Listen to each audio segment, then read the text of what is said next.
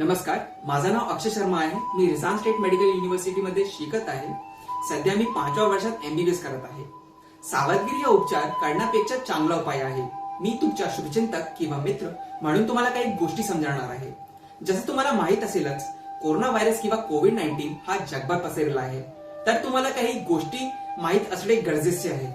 हा व्हायरस स्पर्शाने, हवेतून व कोणत्याही अशुद्ध गोष्टी किंवा मार्गाने पसरला जाऊ शकतो.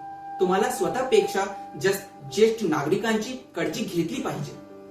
जसं की जेवणापुरती हात धुणे, घर स्वच्छ ठेवणे, सॅनिटायझर वापरणे, मास्क घालणे, गर्दीच्या ठिकाणी कमीत कमी वावरणे व बाहेर आल्यास हात पाय स्वच्छ साबणाने धुवावे व किरकोळी गोष्टी देखील साफ करून घ्याव्या. तुम्ही तुमच्या लोकांना सारख्या महामारीपासून वाचवू शकता, पण हा मार्ग सोपा नव्हे. वॅक्सिनेशन देखील खूप महत्वाचे आहे. त्यासाठी तुम्हाला तुमच्या जवळच्या गव्हर्नमेंट हॉस्पिटलमध्ये जाऊन स्वतःचे नाव नोंदवणे गरजेचे आहे.